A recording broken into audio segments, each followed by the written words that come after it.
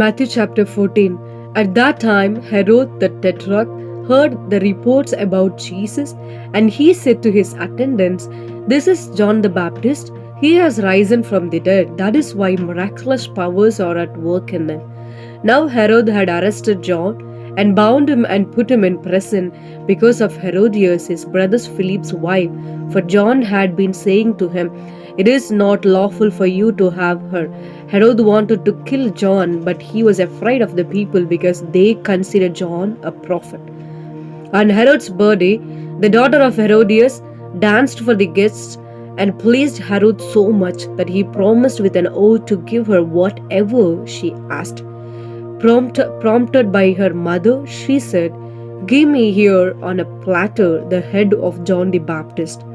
The king was distressed, but because of his oaths and his dinner guest, he ordered that her request to be granted, and had John beheaded in the prison. His head was brought in on a platter and given to the girl, who carried it to her mother.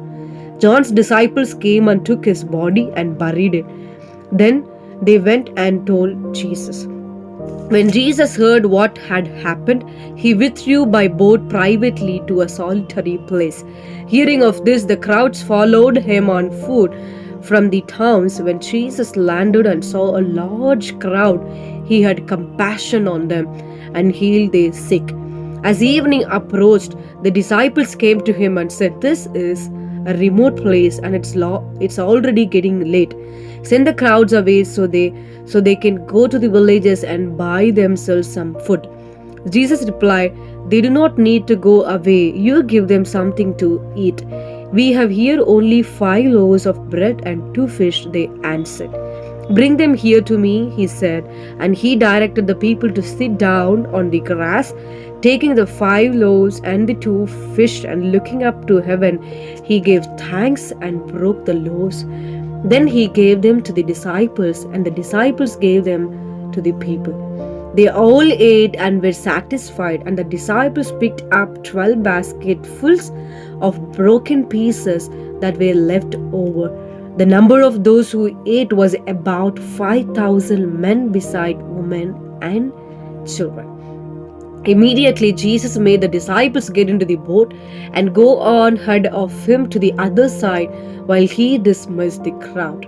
After he had dismissed them, he went up on a mountainside by himself to pray. Later that night he was there alone, and the boat was already a considerable distance from land, buffeted by the waves because the wind was against it. Shortly before dawn, Jesus went out to them, walking on the lake. When the disciples saw him walking on the lake, they were terrified. "It's a ghost," they said, and cried out in fear. But Jesus immediately said to them, "Take courage, it is I. Don't be afraid." "Lord, if it is you," Peter replied, "tell me to come to you on the water." "Come," he said. Then Peter got down out of the boat, walked on the water, and came toward Jesus. But when he saw the wind, he was afraid and beginning to sink, cried out, "Lord, save me." Immediately Jesus reached out his hand and caught him. "You of little faith," he said, "why did you doubt?" And when they climbed into the boat and the wind died down, then those who were in the boat worshipped him, saying, "Truly, you are the Son of God." When they had crossed over, they landed at Gennesaret. And when the man of that place recognized Jesus, they sent word to all the surrounding country.